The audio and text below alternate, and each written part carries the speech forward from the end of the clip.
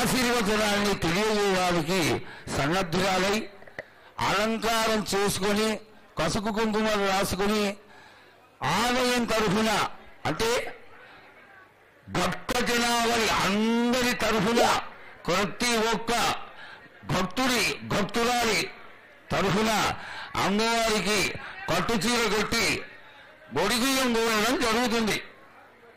ఈ గొడిగియం పోసినటువంటి జగన్మాతని మేళతాళాలతో చక్కగా ఆ పాత పిల్లలందరూ ప్రేమగా తీసుకొచ్చి ఇక్కడ అమ్మవారి ఆలయం ముందర ప్రార్థన చేసేటువంటి ఘట్టం గాజాలు గట్టిగా వాల్చేది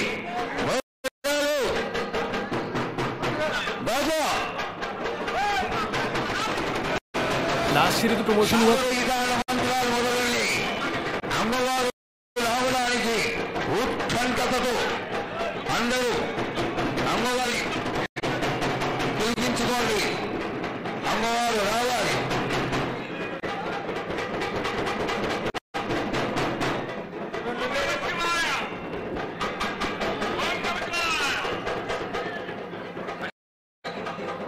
తీసుకొని నీ యొక్క ఆశీర్వాదం పొంది నీకు పలహారాలు పండ్లు అన్నీ సమర్పించుకొని నీ తృప్తిని తెలియజేయమని వేడుకుంటున్నారు తల్లి.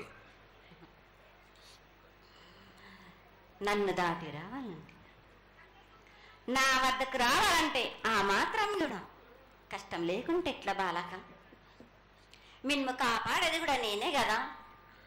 ఎటు తిరిగి మీరు కష్టం లేకుండా ఉంటే మీరు సుమ్మరిపోతలు అయిపోతారు కదా. ఆ మాత్రం కూడా మీరు కష్టపడాలి కదా నా వద్దకు రావడానికి కూడా. కానీ సంతోషంగా మీరు ఏమి తెచ్చినా కానీ, మీరు పలహారం తెచ్చినా, పండు తెచ్చినా, ఏమి తెచ్చినా, సాగ తెచ్చినా, బోనం తెచ్చి ఆనందంగా అందుకునే భారం నా తప్పనిసరిగా అందుకుంటా నేను. పిల్ల జల్లా కానీ గొడ్డు గోదా కానీ ఎటువంటి ఆపద రాకుండా చూసుకుంటాను, ఎటువంటి వ్యాధి రాకుండా చూసుకునే భారం కూడా నాది. అమ్మ చాలా సంతోషం తల్లి, ఇంతవరకు చక్కటి ఆశీర్వాదాన్ని ఇచ్చావు.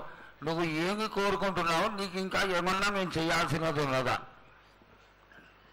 ఏటేటి నుంచి మీరు నా రూపాన్ని పెట్టాలని అనుకుంటున్నారు కదా బాలక.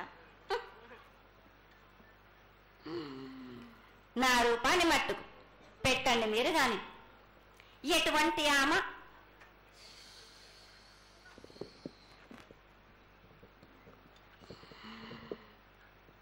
ఎవరేమి చేసినా గాని నేను మాత్రం తప్పకుండా నా రూపాన్ని శాశ్వతంగా పెట్టించుకుంటాను. ఎవరెంత అడ్డుపడ్డా గాని,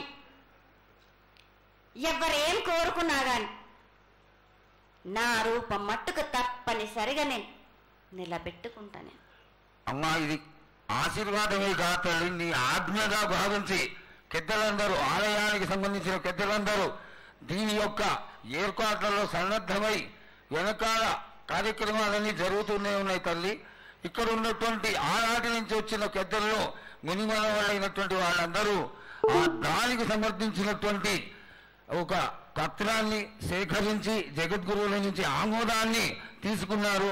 కేవలం నీ యొక్క ఆజ్ఞే మాకు తక్కువైంది తల్లి. బలాన్ని ఇచ్చి దాన్ని పరిపూర్ణం చేసుకొని మేము తృప్తిపడి నీ యొక్క రూపాన్ని చూసి ఆనందపడేట్టుగా ఆశీర్వదిస్తూ, ఇంకా ఏమైనా ఉంటే తెలియచేస్తే తర్వాత మన వాళ్ళందరూ ఆనాటి నుంచి వచ్చినటువంటి పెద్దలు నేను ఒక 2 ప్రశ్నలు వేస్తారు తల్లి.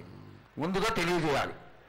నా గ్రామ ప్రజలందరూ ఇది వడికే కాదు, గత 7 నుంచి కూడా మీరు సంతోషంగా ఆనందంగా ఉండడానికి మీరు చల్లని సాక పెడుతున్నారు. నాకు సంతోషంగా అందుకుంటున్నాను. ఈ 7 కూడా మీరు 5 వారాలు నాకు పలహారాలతోటి సాక పెట్టండి. నాకు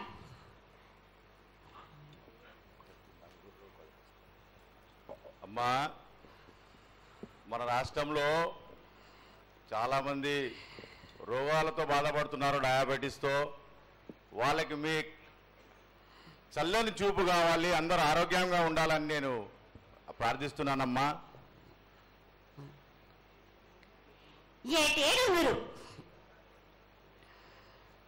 మీరు మీ విద్యను కానీ దాని కానీ చదువును కానీ మీరు ఎక్కువ చేసుకున్నారా అనుకుంటున్నారు కానీ పురాతనం నుంచి మీరు సకాలంలో మీరు పాడి పంటలు ఇది వరకు రాక మీరు పండించటలేదు కాదు బాలక.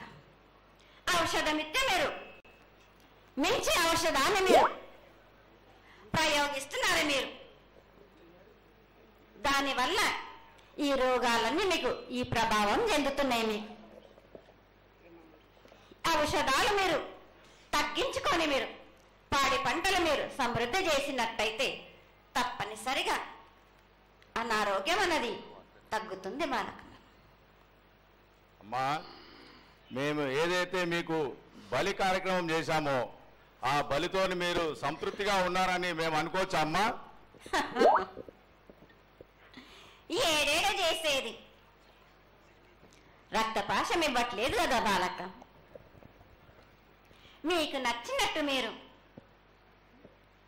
ఇస్తున్నారు కదా, దాంట్లోనే నేను సంతోషపడుతున్నాను. నేను అమ్మా, నువ్వు ముందు సాహసం చేస్తున్నావు కోకొడుతున్నావు అర్థం కావట్లేదు తల్లి. నీకు భక్తులందరూ ప్రతి ఇంటి నుంచి కూడా నువ్వు కోరుకున్నటువంటి నైవేద్యాన్ని పంపిస్తూనే ఉన్నారు. పరోక్షంగా నేను రాత్రి కూడా ఒక చక్కటి పూజ జరిగింది. అందరూ ఆనందపడే విధంగా పూజ జరిగింది. తల్లి ఆశీర్వాదం బాగా ఇస్తావు రాదు అమ్మా. ఆకరణ ఆల్రెడీ ఏదో ఒకటి వేసిపోతావు తల్లి. దయచేసి ఆ విధమైనటువంటి ఒక చిన్న తక్కువ మీద కొట్టకుండా సంతోషంగా ఎక్కడికప్పుడు నువ్వు ఆనందంగానే ఉంటూ ఆనందంగా భక్తుల్ని ఆదరించి ఆశీర్వదిస్తే చాలా సంతోషం తల్లి. సంతోషంగా ఆనందంగా అనుకున్నాను. మీరు కోరినట్టు మీరు సంతోషంగా ఆనందంగా ఘనంగా అందుకున్నాను.